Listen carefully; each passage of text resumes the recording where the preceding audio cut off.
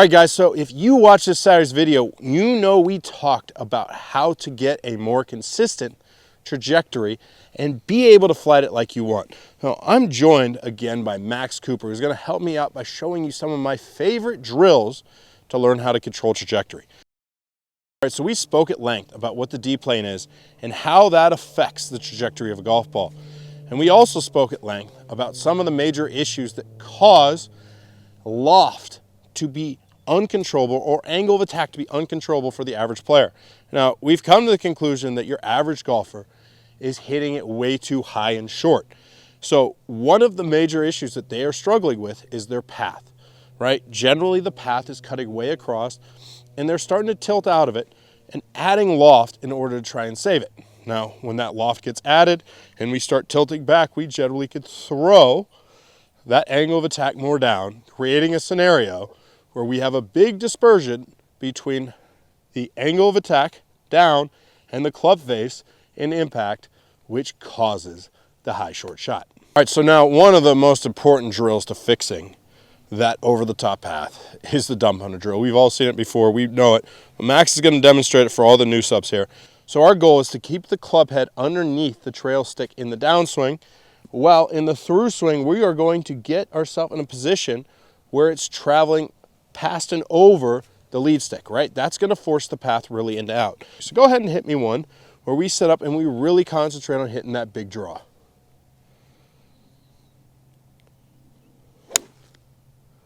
Nice, pretty draw. Even a little hooky. That's okay. That's the feel we want. I want exaggerated feels when we're trying to make major changes. So that alone won't necessarily bring down the trajectory, but changing up of the path will put us in line to start the sequence that we need in order to make all those changes. So now we have the face under control. We have the path under control. We need to learn to get that descending angle of attack. Remember, the more we hit down on it, the easier it's going to be to flight it low. So I have an alignment stick set up about 10 inches behind the golf ball we're trying to hit.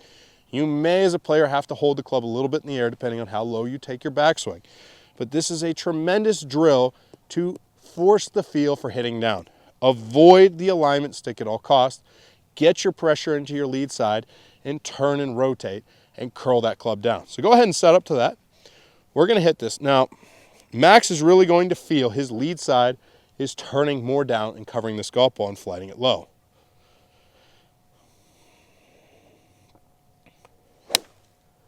That is a very low, solid, boring trajectory, right?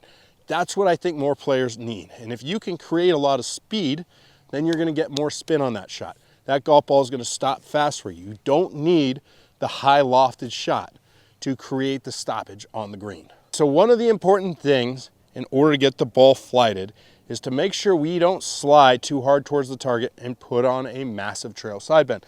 So I have an alignment stick in the ground here that's just off of Max's lead hip. Now he's going to make a swing where he's really concentrating on staying and turning inside this golf ball, right? That's going to put him in a position where he's getting rotation and he's covering with his chest. When you cover well with your chest, that pushes the hands more forward. So the final piece of the puzzle is making sure our body's rotating well.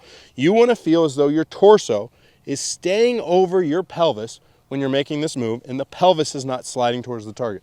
So go ahead and set up there. Hit one for me. Just a little 3/4 bunt. Perfect. Now, as you can see, he got the front side of his pelvis into the stick, which is exactly where we want him to end up at the top of the backswing. He did not get the hip into it in initial transition. Guys, I hope these drills help you play better golf. Now, we want to learn how to control the path if we're having trouble with trajectory. Then we need to learn how to control the club face. Once both of those are under control, we need to be able to work on our tilts, okay?